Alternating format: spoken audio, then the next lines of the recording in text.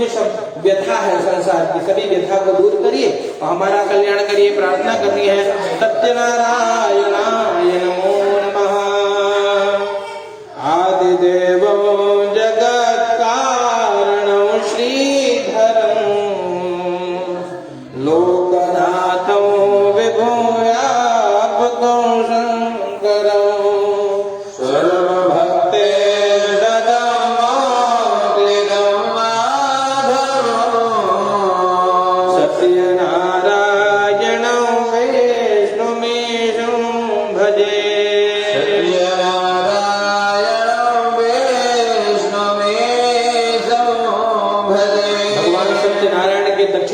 विराजती है, इनका ध्यान करना है। और वाम भाग में माता लक्ष्मी विराजती है, तो भगवान ऐसे हमको आशीर्वाद प्रदान करे। दक्षिणे यस्य गंगा शुभा शोभते राजते सारमाया देवामेश्वरा यो प्रसन्ना ननो भाति भव्याशता सत्यनारायण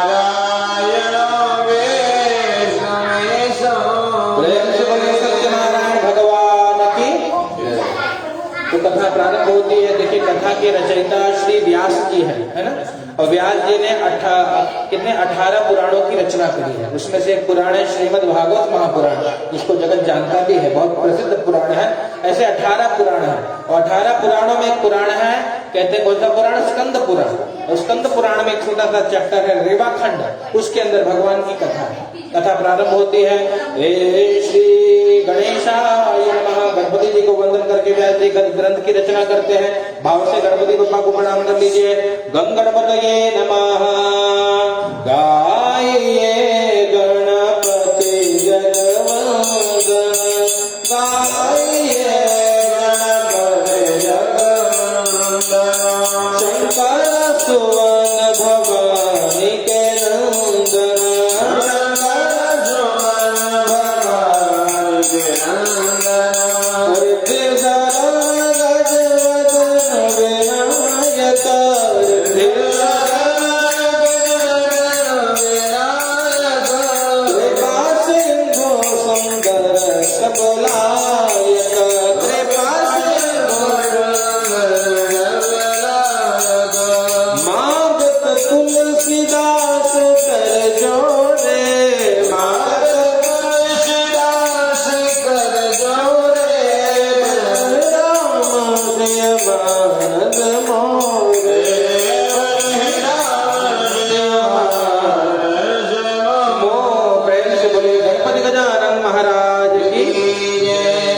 गणपति बप्पा को पहले प्रणाम किया है। फिर व्यास जी जगत अपने गुरुदेव भगवान को प्रणाम करिए। गुरुर् ब्रह्मा गुरुर्विष्णु गुरुर्देवो महेश्वरः गुरु साक्षात् परब्रह्म तस्मै श्री गुरवे नमः। फिर गुरु जी महाराज को प्रणाम किया है। गुरु जी करते क्या है? कहते भैया गु मतलब होता है अंधकार और रू मतलब होता है प्रकाश, है ना। जो अज्ञान रूपी अंधकार से ज्ञान रूपी प्रकाश की ओर ले चले, वो गुरुदेव भगवान है ना। तो ऐसे गुरुदेव भगवान को प्रणाम किया है। अज्ञान तिमिरांधस्य ज्ञानांजनशलाकया चक्षुरुन्मीलितं येन तस्मै श्री गुरवे नमः। गुरु जी को प्रणाम करने के बाद लिखनी प्रारंभ भई, कथा प्रारंभ हुई, है ना। कथा प्रारंभ हुई नैमिषारण्य तीर्थ में। नैमिषारण्य क्या है? कहते हैं कथा का विस्तार करें तो ये कथा जो है 15 मिनट में भी हो सकती है। ये कथा को 15 मिनट भी लग सकता है। ये कथा के लिए 15 दिन भी कम है, और 15 वर्ष तक भी ये कथा करी जाए तो पूरी नहीं होगी, है ना। तो हम 15 मिनट में कथा सुनने का प्रयास करेंगे कि थोड़े में सब जान जाए। यहाँ क्या हुआ? कहते हैं नैमिषारण्य तीर्थ में कथा प्रारंभ हुई। नैमिषारण्य कौन है? कहते हैं ब्रह्मा जी ने एक बार अपने मन को भेजा, मनुष्य चक्र को भेजा, और ऐसे भेजा पूरे विश्व में भ्रमण करने के लिए, जहाँ पे वो चक्र स्थिर हो जाए। वहीं पे कहते हैं भैया ब्रह्मा जी ने कहा कि मैं सृष्टि की रचना करूंगा। तो कहते हैं वो जो मनुष्य चक्र है नैमिषारण्य तीर्थ में आकर के रुक गया।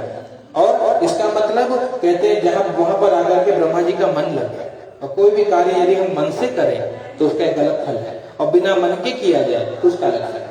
तो कहते हैं नैमिषारण्य तीर्थ वो तीर्थ है जहां पर सभी व्यक्ति का मन एकाग्र हो जाता है। इसलिए तीर्थों की अपनी महानता है ना। तीर्थ क्यों महान है? कहते हैं तीर्थों में इतनी ऊर्जा है, वहां इतनी तप हुए हैं, इतने जप हुए हैं, वहां जाकर के वो पॉजिटिविटी हमको मिलती है, वो ऊर्जा हमको मिलती है। वो नैमिषारण्य तीर्थ में कथा क्यों प्रारंभ हुई? कहा वहां पर सभी समाहित मन से भगवान का कर्म करते हैं। हुआ क्या? एकदा नैमिषारण्ये ऋषयः शौनकादय, कहते हैं शौनक आदि 88,000 ऋषि मुनि नैमिषारण्य में एकत्रित होते हैं, है ना। जैसे अगर कोई भी काम करना हो तो जो जितने भी सांसद है संसद में जाकर के ही अपना कार्य करते हैं। हर जगह की हर लोगों का एक स्थान होता है जहाँ पे कर्म किया जाए। पूजा पाठ कहाँ करना चाहिए? मंदिर में जाना चाहिए, है ना। इसलिए मंदिर बनाया, इसलिए घर के कोने में एक छोटा सा मंदिर बनाना चाहिए। क्यों? वहां पर मन लगे, भगवान की सेवा मन से हो। भगवान ऐसा नहीं है कि भगवान मंदिर में भी राजते हैं, बिल्कुल नहीं। देखिए हुआ क्या था, कहते हैं जब रावण ने बहुत अत्याचार किया धरा पे, है ना, बहुत त्राही था, जहां यज्ञ होता वहां जाकर के यज्ञ विध्वंस करता, है ना, जो भगवान का भजन करता उनको दौड़ा के मारता। रावण ने किसी को नहीं छोड़ा, पूरी पृथ्वी त्राही करने लगी गौ माता का रूप लेकर के। और पृथ्वी माता सब देवता के साथ ब्रह्मा जी के पास गए कि भगवान कहाँ है, भगवान का दर्शन हो जाए। तो जब सब गए, कहते हैं हमको नहीं पता, शंकर जी जानते होंगे, भगवान का पता भोलेनाथ को है। क्यों? क्योंकि कहते हैं भैया अगर भगवान से कोई प्रेम करता है तो वो शिव जी।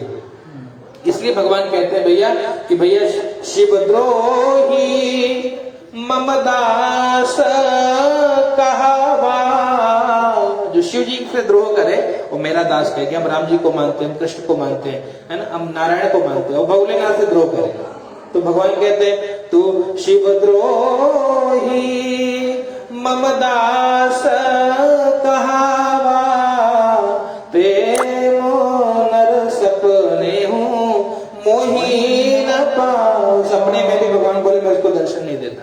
क्यों? कहते शिव समान मोही प्रिय नहीं दूजा, है ना, शिव के समान मुझे कोई प्रिय नहीं है। और शिव जी को राव भगवान से ज्यादा कोई प्रिय नहीं, है ना। तो बोले शिव जी बताएंगे। भोलेनाथ के पास सब गए, भोलेनाथ को पूछे कि भगवान कहाँ मिलेंगे? बोले भगवान कहते हर व्यापक सर्वत्र समाना, और प्रेम से प्रकट होई मैं जा। भगवान सर्वत्र है, समान रूप से है, लेकिन कब मिलेंगे? जब प्रेम से बुलाया जाए, है ना। इसलिए कहा देश काल दिश विधि सहु माहि, काहू सो कहाँ जहाँ प्रभु नाही। भोलेनाथ कहते भैया देश काल विदेश परदेश यहाँ वहाँ हर जगह भगवान है, हरि व्यापक सर्वत्र, लेकिन जहाँ प्रेम होगा वहीं भगवान चले आते। इसलिए अगर आपको भगवान का दर्शन करना है पृथ्वी माई, तो पहले भगवान को बुलाइए। कैसे बुलाइए? प्रेम से बुलाइए। तो सबने भगवान की स्तुति करी है ना, भगवान के नाम का संकीर्तन किया है, और तब जाकर के भगवान दर्शन देते हैं। मतलब भगवान की पूजा का सार है प्रेम, है ना।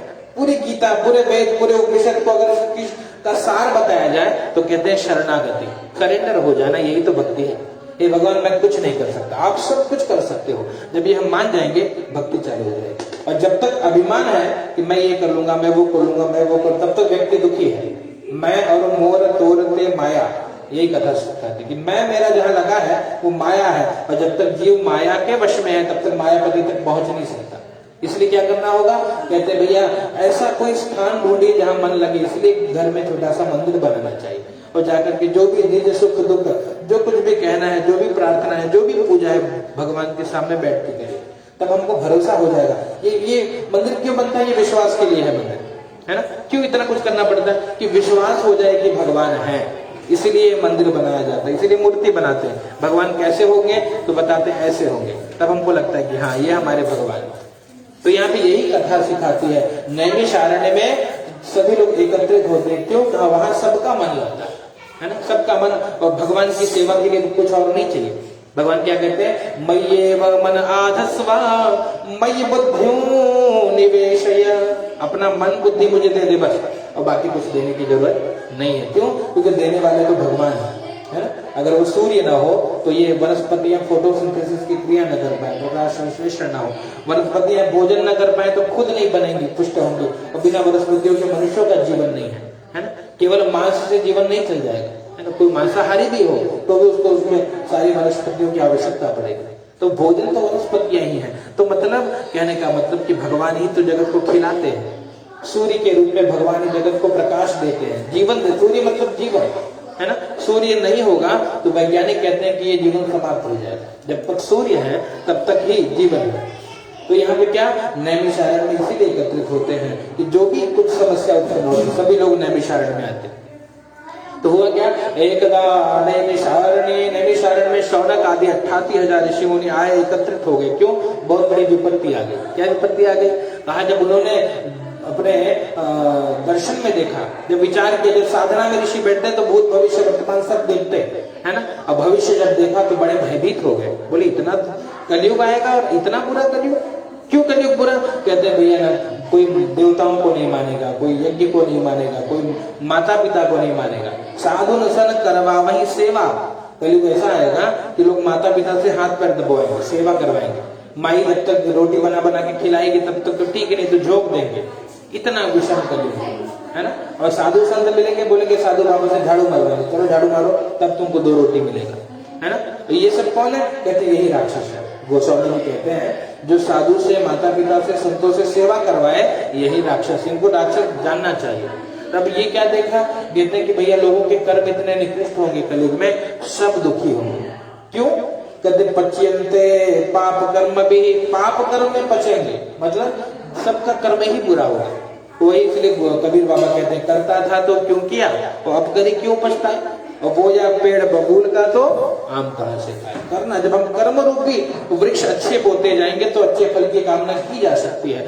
ऋषियों ने देखा कि हमारे ही बच्चे ऐसे कर्म करेंगे, है ना। जैसे कन्हैया ने जब देखा, कृष्ण ने देखा कि भैया मेरे ही जो वंशज होंगे वो मेरे ही नाम को मटिया मेट कर देंगे, है ना। जब ऐसा युग आएगा तब कृष्ण ने भी लीला रची कि आपस में लड़ करके सब यदुवंश का नाश कर। क्यों? क्योंकि इसीलिए ऋषियों को चिंता हुई कि ये ऐसी स्थिति, विषम कलयुग, घोर कलयुग, सब दुखी, हर जगह त्राही, सभी लोग दुखी मिलेंगे। हमारी संतान, जैसे हर माँ बाप अपने बच्चों के बारे में सोचते हैं, ऐसे ऋषि भी हमारे बारे में चिंतन करते हैं। इसीलिए पूछा जाता है भैया गोत्र क्या है ना। आप वत्स गोत्र है, मतलब आपके पूर्वज वत्स ऋषि थे। हमारा शांडिल्य है तो हमारे शांडिल्य ऋषि थे। इनके कौन गर्ग जी हैं तो गर्ग ऋषि थे। तो हम सभी ऋषि पुत्र है ना। और आज ऋषि पुत्र शिशि पुत्र बन चुका है। गोत्र लेके पड़े हैं कोने कोने में, कोई कहेगा कि ऋषि पुत्र है, मतलब कहने का अभिप्राय है ऋषियों ने देखा ये। क्यों? ऋषियः त्रिकाल द्रष्टारः, त्रिकालदर्शी ऋषि। और जब सबको दुखी देखा है तो बहुत पीड़ा हुई। कहते भैया केनोपायेन चैतेषां दुःखनाशो भवेत्। आपस में चिंतन किया कैसे दुख दूर हो, और कैसे दुख हो? कहते भैया लघु उपायोस्ति भूतले। कोई छोटा उपाय, बड़े उपाय तो बहुत है। आप यज्ञ करा लीजिए, नौचंडी पाठ करा लीजिए, वास्तु शांति करा लीजिए, बड़े बड़े यज्ञ है जो करने से व्यक्ति को तत्काल समाधान मिलता है, लेकिन उसमें समय भी बहुत लगता है, दक्षिणा भी बहुत लगती है। तो लघु उपाय, छोटा सा उपाय कौन सा है? आपस में चिंतन किया, और जब आपस में चिंतन किया कोई उपाय नहीं मिला तो तुरंत अपने गुरु जी के पास गए। कौन गुरु जी? कहते हैं सूत जी महाराज, है ना। और सूत जी महाराज के पास जाकर के प्रणाम करके और उनको पूछा, महाराज क्या कोई उपाय यदि जाना सी कृपया करते प्रभु, कोई उपाय यदि आप जानते हो तो हमको बताइए। कहा? बोले एक उपाय है। बोले कौन सा उपाय? बोले सत्यनारायणम देवम यजच्चैव निशामुखे, है ना। भगवान सत्यनारायण का व्रत किया जाए, उनकी कथा सुनी जाए, जीवन बदल जाएगा, सब मिल जाएगा। बोले अच्छा महाराज, तो ये आपको किसने बताया? बोले हमको श्री नारद जी ने बताया। बोले क्यों? बोले नारद जैसा सदगुरु जहां जाएगा वहां भैया कल्याणी कल्याण है। नारद जी जहां गए वहां कल्याण किया। इसलिए क्या हुआ? कहते नारद कौन है? नारम ददाति इति नारद, जो ज्ञान देता है वही नारद है ना। नारद जी जहां जाते वहां सभी प्रकार से व्यक्ति का कल्याण करते हैं, ज्ञान प्रदान करते हैं, बुद्धि प्रदान करते हैं। यहाँ पे क्या हुआ? कहते हैं एकदा नारदो योगी परानुग्रह कांक्षया। एक बार नारद जी योगी है ना। नारद जी के लिए व्यास जी ने लिखा कि वो योगी है। योगी मतलब जो अनुलोम विलोम प्राणायाम करे, कपालभाति करे, हो नहीं। क्या? योगी का मतलब है जो युक्त है, किससे? परमात्मा से। योग मतलब होता है जुड़ना, है ना। योग करिए, 2 और 2 का योग कितना होगा? 4, है ना। तो योग क्या है? जो परमात्मा से जुड़ा है वही योगी है, बाकी संसार भोगी है ना। योग कब आएगा? जब देखिए जहां राम तहां काम नहीं, और जहां काम नहीं राम। जहां कामनाएं हैं संसार की वहां धर्म नहीं है, राम नहीं याद आते, भगवान नहीं याद आते। और जहां भगवान है वहां अधर्म हो ही नहीं सकता, है ना। क्योंकि जहां सूर्य है वहां अंधेरा टिकेगा नहीं, कहने का मतलब नारद जी एकदा नारदो योगी, भगवान से युक्त होकर के भगवान के नाम का कीर्तन करते हुए, याद रखना इस कलिकाल में गोस्वामी तुलसीदास जी से किसी ने पूछा, महाराज कलयुग में क्या किया जाए तो भगवान रीझ जाए।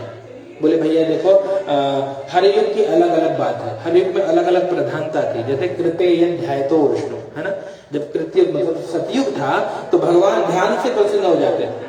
त्रेता युग आया तो यज्ञ से, है ना, जैसे कि महाराज श्री दशरथ जी को पुत्र नहीं था तो वशिष्ठ जी के पास गए, वशिष्ठ जी ने क्या बताया कि भैया आपको यज्ञ करना पड़ेगा, है ना, श्रृंगी ऋषि वशिष्ठ बुलावा और पुत्र काम शुभ यज्ञ करावा। तो त्रेतायाम यजतो मखे, द्वापर युग आया तब द्वापरे परिचर्या, द्वापर में परिचर्या पूजा कर्मकांड प्रधान हो गया, है ना, कन्हैया को माखन खिलाओ, मिश्री खिलाओ, 56 भोग लगाओ, है ना, एकदम कर्मकांड प्रधान। और ये कलयुग में क्या, तो कलो सद हरि कीर्तन, कलयुग में भगवान का नाम, है ना, इसलिए बाबा लिखते हैं कलयुग केवल नाम आधारा, सुमेरे सुमेरे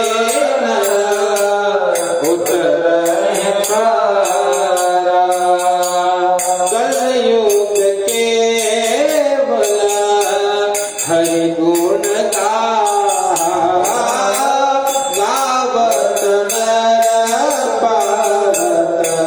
गावत कहते भव सागर के पार होना है, भगवान का नाम जपिए किसी भी प्रकार। कैसे नाम जपा जाए, गोस्वामी जी से पूछा, महाराज जी नाम कैसे जपे, मन नहीं लगता। बोले मन नहीं लगाना है, क्या करना है, जैसे भी जपिए कल्याण होगा। उल्टा नाम जपत जग जाना, ब्रह्म समा, वाल्मीकि जी उल्टा नाम जप के ब्रह्म बन गए, है ना। और तो भैया कैसे भी जपिए, भाव कुभाव अनख आलस हो, नाम जपत मंगल, भगवान का नाम भाव से जपिए, आलस्य से जपिए, प्रमाद से जपिए, कहते हैं वो कल्याण ही करेगा। दशो दिशा उसके भाव से भगवान के नाम का संकीर्तन करते हैं नारद जी। एकदा नारदो योगी परानुग्रह कांक्षया, परहित की का भाव लेकर के। क्यों परहित, कहते धर्म क्या है, कहते परहित सरिस धर्म नहीं भाई, पर पीड़ा सब नहीं। परहित धर्म है ना, धर्म की व्याख्या गोस्वामी जी ने करी है कि जो परहित करता है वही दूसरों का कल्याण हो, शरीर के रहते जगत कल्याण का जो भाव करे वो परहित है। और अधर्म क्या है, कहते हैं पर पीड़ा। अगर हमारे कारण कोई दुखी है तन से, मन से, वचन से, तो मानो हम पाप कमा रहे हैं, पुण्य कमाने के लिए क्या करिए, तन मन वचन से परहित करिए। परहित मतलब देखिए कई बार ऐसा भी होता है, हम लोग कर्म से तो बढ़िया करते हैं, लेकिन मन से बुरा सोचे तो भी हमारा कर्म बंधेगा। अगर मन से भी सोचेंगे नहीं उसका पैर टूट गया ससुर का, बहुत मुझे बोल रहा है, तो भी आपका कर्म खराब होगा, है ना। अगर वचन से बोल भी दिया तो वाणी से भी पाप होगा। इसलिए पाप 3 प्रकार के, पुण्य भी 3 प्रकार का। आप तन मन धन से भी पुण्य कर सकते हैं और उससे पाप भी होता है। इसलिए सावधान, भगत बनने के लिए बहुत सावधानी, कभी किसी का बुरा सोचना ही नहीं, अपना कर्म करिए और मस्त रहिए।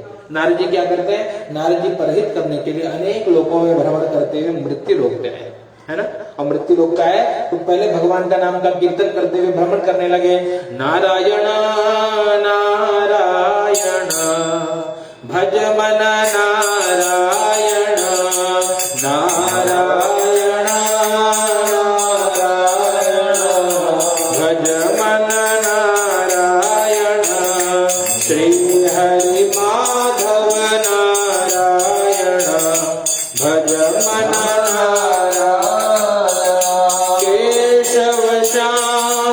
माधव श्याम, केशव श्याम माधव श्याम, केशव माधव श्याम, मेरे राम हे घन श्याम भज मन नारायण।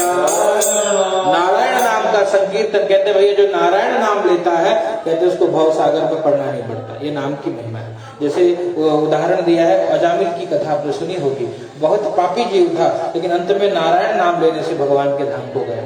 यहाँ पे क्या हुआ, कहते हैं भैया अनेक लोगों में भ्रमण करने के बाद नारद ने सबको दुखी देखा, पर नारद जी ने जब मृत्यु लोक पे आए हैं तो क्या देखा, तब ततो दृष्टवा जनान् सर्वान् नाना क्लेश समन्वितान्, सबको अनेक प्रकार के कर दुख भोगते देखा, है नाना कर्म समन्वितान और पच्यन्ते पाप कर्म, भी पाप कर्म करने वाले सभी जीव, सभी अब क्यों दुखी थे? कहते भैया निज कृत कर्म भोग सब भ्राता, निज कृत अपने किए हुए कर्मों के कारण ही सभी दुखी थे।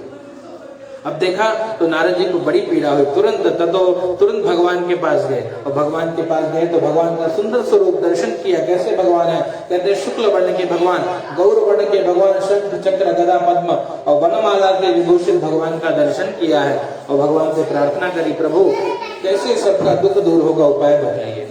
तो भगवान ने कहा नारद जी सबका दुख दूर होगा एक लघु उपाय है। क्या? सत्यनारायण देवा यदि दैव निशामुखे, मेरा एक स्वरूप है सत्यनारायण का, जो सत्यनारायण व्रत को कर लेता है, कहते मैं उसके सभी दुखों को दूर कर देता हूँ। नारद जी ने पूछा क्या मिलेगा? बोले सब मिल जाएगा। कैसे मिलेगा? कहते कृतवा सद्य सुखम भूत्वा परत्र मोक्षमाप्नुया, करने पर सुख की अनुभूति होगी, अच्छा लगेगा, ये कथा का फल है। तो हृदय को प्रसन्नता मिलती है और अंत में क्या? अंत में जब शरीर छूटेगा तो भगवान के धाम को जीव जाता है। नारद जी ने पूछा कब करना चाहिए? कहते भैया भाव से जो भी मेरी कथा करे। नारद जी ने 4 प्रश्न पूछ लिया, किम फलम किम विधानम च कृतं केनैव तद्वत्, किम फलम, फल क्या है, विधान क्या है, कब करना चाहिए, पूरी बात बताइए, फल क्या है? तो भगवान ने बताया है नारद जी को, भैया जो चाहोगे दुख शोकादि शमनम धन धान्य प्रवर्धनम सौभाग्य संतति उदरम सर्वत्र, दुख शोक का शमन करने वाला, दुख शोकादि शमनम, और धन धान्य की वृद्धि करने वाला। जो निर्धन है वो धनवान हो जाता है, जो दुखी है उसको सुख मिलने लगता है, और सौभाग्य जिसका विवाह नहीं होता उसका विवाह हो जाता है, जिसे संतान नहीं होता उसे संतान हो जाता है। और क्या करता है? सर्वत्र विजय प्रदम, जो जिस क्षेत्र का है उसको उसी क्षेत्र में सफलता मिलती है भगवान की कृपा से। सर्वत्र विजय प्रदम। नारद जी ने दूसरा प्रश्न पूछा किम फलम किम विधानम, विधान क्या है भगवान? बोले विधान ये है जो कुछ मिले, केले का फल, घी दूध गेहूं का चूड़ा सब लेकर के भाव से भगवान को प्रसाद भोग अर्पित करिए, कथा सुनिए, हवन करिए, आरती करिए और प्रसाद वितरण करिए, ब्राह्मणों को भोजन कराइए, दक्षिणा देकर के संतुष्ट करिए। जो ऐसे करता है कहते उनको सब मिल जाता है। एवं कृते मनुष्याणाम वांछा सिद्धिर भवे ध्रुवम, कहते मनोकामना की पूर्ति हो जाती है जो नियम पूर्वक व्रत को करे। किम फलम किम विधानम चतित्र कृतं केनैव, किसने किया व्रत को? तो बताते हैं शेष 4 अध्याय में बताऊंगा। 14 प्रश्न, कदा कार्यम, कब भगवान आपका पूजन करें? भगवान ने कहा यस्मिन् तस्मिन् दिने मर्त्यो भक्ति श्रद्धा समन, जिस किसी भी दिन याद आए, ना कोई मुहूर्त देखना है, ना तिथि देखना है, जब भगवान की याद आए उसी दिन व्रत करने से कहते हैं भगवान प्रसन्न। कहने का अभिप्राय इतना कि भगवान कहते हैं मयि मन आदस्व, मन अर्पित करे मुझे अपना और भाव से मेरी पूजा करे तो उसका कल्याण होगा। कहते मय्येव यस्मिन् कस्मिन् दिने मर्त्यो भक्ति श्रद्धा समन्वित, भक्ति और श्रद्धा के साथ भाव से जो मेरे पूजन को करे, कथा को सुने, उसका कल्याण हो जाए। क्यों? कहते नवधा भक्ति में पहली भक्ति क्या है? प्रथमा भगति संतन कर संगा, दूसर रति मम कथा प्रसंगा, कथा में भी प्रति होना, प्रेम हो जाना भी भक्ति है ना? संतों का संग भी भक्ति है। यहाँ भगवान का जप करना, मंत्र जाप मम दृढ़ विश्वास, विश्वास रख के जप करना, ये भी भक्ति है। और कहते हैं जो मेरी भक्ति करता है, कहते हैं भैया मेरे भक्त का कभी पतन नहीं होता, मैं उसकी रक्षा करता हूँ। कैसे रक्षा करता हूँ? तो बताते हैं कि जो बड़े जो ज्ञानी लोग हैं ना, जैसे संसार में 2 प्रकार के जीव हैं, एक ज्ञानी है, एक भक्त है ना, और दोनों भगवान के बच्चे हैं। ज्ञानी क्या मानेगा? बोलेगा मूर्ति कुछ नहीं होता, मूर्ति पूजा हम नहीं मानते। और क्या माने? बोले भगवान हर जगह है, गलत नहीं है वो, लेकिन कहते हैं अब ये कौन है? भगवान कहते हैं मोरे प्रौढ़ तनय समज्ञानी, कहते हैं ये जो ज्ञानी है ना, जो मुझे हर जगह देखते हैं, जो कहते हैं मैं हर जगह हूँ, ये मेरे बड़े बच्चे हो गए। बड़े बच्चे मतलब अब इनकी चिंता मैं नहीं करता, ये अपना खुद देख लेते है ना, ये मेरे प्रौढ़ तनय है। और जो बोले जो ठाकुर जी को नहलाता है, पंचामृत का भोग लगाता है, वो कौन? बोले बालक सुतैव दास अमानी, जो भगत है ना वो मेरे छोटे बच्चे जैसा है? जैसे दूध मुँह बच्चा है, उसको कुछ चिंता नहीं करनी है, सारी उसकी चिंता माँ बाप करते हैं कि इसको कब खिलाना है, क्या देना है, जो जरूरत है वो उसको देते रहते हैं। ऐसे भगवान कहते हैं भैया जो मेरा भक्त बन जाता है ना, तो भक्त को चिंता नहीं करनी होती, भक्त का चिंतन तो मैं करता हूँ। उसको वो केवल भजन करे, मैं उसका कल्याण करता हूँ। तो भगवान का कहने का मतलब, कहते भैया जो मेरा बन जाता है उसको सब मिल जाता है। इसीलिए कहते हैं बस एक बार आजा घनश्याम की शरण में, बस एक बार आजा घनश्याम की शरण में, घनश्याम की शरण में, श्री राम की शरण में, घनश्याम श्री राम की शरण में, बस एक बार आजा भगवान की शरण में, बस एक बार आजा भगवान की शरण में। भाव से भगवान कहते जो मेरा बन जाता है मैं उसका सारा कर्म करता हूँ। यहाँ जगत में जब तक रहता है उसे जो जो आवश्यकता पड़ती है मैं उसे प्रदान करता हूँ, और शरीर छोड़ने के बाद मैं वो जो मेरे धाम को चला जाता है। प्रेम से बोलिए सत्यनारायण भगवान की जय। अथ द्वितीयोऽध्याय।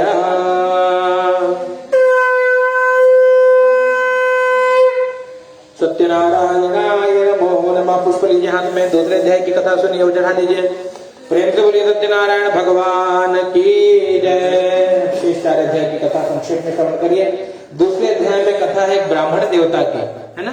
और ब्राह्मण देवता दुखी थे, क्यों? कहते भैया कुछ ऐसा कर्म रहा होगा, घर घर भिक्षा मांगते, है ना।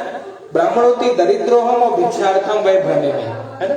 और काशी में रहते, भिक्षा मांगते, भगवान को पुकारते, भगवान आए हैं। याद रखना, भगवान को जो कहते नाम भगवान का जो दिल से लिया करते हैं, नाम भगवान का दिल से लिया करते हैं, उन्हीं भक्तों से प्रभु प्यार किया करते हैं, उन्हीं भक्तों से प्रभु प्यार किया करते हैं। तो जो नाम भगवान का दिल से लेता है, भगवान उससे प्रेम करते, बार बार भगवान को पुकारते, गोविंद चले आओ,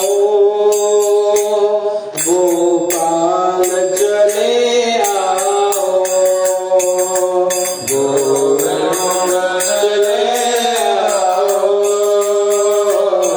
गोपाल चले आओ, हे मुरलीधर माधव नंदलाल चले आओ। बार बार भगवान को बुलाते। जब बार बार भगवान को बुलाते तो भगवान एक बूढ़े ब्राह्मण का रूप लेकर के आए, पूछे बेटे क्या कमी है आपके जीवन में, क्यों बुलाते हो बार? बोले भगवान को बुलाता हूँ। बोले अच्छा तो हमको बताओ क्या समस्या है आपके जीवन? बोले समस्या ये है प्रभु कि मेरे बच्चे भूखे सोते हैं, कोई वृत्ति नहीं है। बोले तो एक काम करो, आप ब्राह्मण हो भैया, अपना कर्म करो। बोले क्या करें? बोले भगवान की कथा करो, पूजा करो, हवन करो, यज्ञ करो, ज्ञान लो, ज्ञान दो, बहुत काम पड़े हैं। निजकृत कर्म, अपना कर्म करिए। नहीं तो वो बताते सोचिए विप्र जो वेद विहीन। ऐसे ब्राह्मणों का चिंतन करना पड़ता है, चिंता करनी पड़ती है जो वेद विहीन है। धर्म विरुद्ध जो आचरण करेगा इसे ब्राह्मणों के का कोई रक्षा नहीं करेगा। आप धर्म तो करिए, धर्म से क्या आएगा? कहते धना धर्म, है ना, उससे धन बढ़ेगा, है ना। और धन आएगा तो फिर धर्म में लगाइए, तब क्या होगा? धना धर्म तथा सुखम, तब जीवन में सुख शांति बढ़ेगी। तो धन से धर्म करिए पहले। बोले हे भगवान कैसे करूं, कितना? बोले जितना है उतने में करो, है ना। कहते अगर भगवान ने आपको 1 करोड़ दिया है तो दशांश लगाइए, है ना। 1 लाख दिया तो उसका दशांश, 100 रुपया दिए तो 10 रुपये लगाइए। भगवान कल्याण करते हैं। उसके लिए क्या करिए? कहते धर्म करिए, गरीबों की सेवा, कन्याओं की सेवा। इस प्रकार से धर्म कर्म करेगा, कहते भगवान उसको सब कुछ प्रदान कर देते हैं। धना धर्मा का कैसे करो प्रभु हमको बताइए। बोले एक उपाय है, बोले सत्यनारायण भगवान की कथा प्रारंभ करिए। बोले कैसे करूं? पूरा विधान बता दिया। घर पे गए, रात भर निद्रा नहीं आई, तब प्रातः समुत्थाय सत्यनारायण प्रथमो, प्रातः काल उठ करके संकल्प किया है और संकल्प करके प्रार्थना करी है कि आज भिक्षा में जो मिलेगा उसे पूजन करेंगे। दिन बदलने लगा भैया। अब भगवान का नाम लेते हुए गोविंद जय जय गोपाल जय जय गोविंद जय जय गोपाल जय राधा रमण हरि गोविंद जय जय राधा रमण हरि गोविंद जय। भगवान के नाम का संकीर्तन करते हुए अनेक लोगों में भ्रमण किए। भ्रमण करने के बाद जब वो कहते हैं भैया बहुत कुछ मिल गया, मंदिर में जाकर के पूजन किया, दिन बदल गया। कहते हैं भैया कथा सुनने का फल क्या मिला? सब कुछ मिल गया। आज ब्राह्मण देवता भगवान की कथा सुने, सीधा उधा जो मिला सबका महाप्रसाद बनाया, सब पूरे गांव वालों को भोजन कराया, पुण्य बढ़ा, दिन बदल गया। अब जाकर के हर जगह भगवान की कथा, भगवान के गुणानुवाद में समय बीतने लगा। अब एक राजा के घर कथा करने गए तो राजा भूमि दान का संकल्प आया, तो राजा ने भूमि दान कर दिया, तो मंदिर बना लिए, वहां व्यवस्था बन गई, गौ सेवा होने लगी, ब्राह्मणों की सेवा होने लगी। बैठ करके मंदिर में पूजा कर रहे थे, उनका मित्र लकड़हारा अनेक लोगों में भ्रमण करने के बाद, पूरे गाँव में घूमने के बाद कहते जब उनके पास जाकर के पहुंचा, क्या देखा, कहते पूरी कथा सुनी और पूछा कि ये सब किसने दिया? बोले बोलने वाले भगवान है। बोले कैसे होगा? बोले आप भी करिए, आपको भी प्राप्त होगा। इस प्रकार से सुना, बड़े प्रसन्न हुए और भगवान की कथा करी। तब से संकल्प करिए जब जब समय मिलता यहाँ बैठ करके भगवान का पूजन करते, और जब तक यहाँ रहे ब्राह्मण देवता और लकड़हारा आनंद में रहा, शरीर छोड़ा तो भगवान के नाम हो गया। लकड़हारे ने भी घर में पूजन किया, उसके फलस्वरूप जब जब भोजन के लिए आदि कर्म करने लगा, उसका भी पुण्य बढ़ने लगा। सब जब तक यहाँ रहा आनंद में रहा, और जब अंत में शरीर छूटा तो दोनों भगवान के नाम को गए। प्रेम से बोलिए सत्यनारायण भगवान।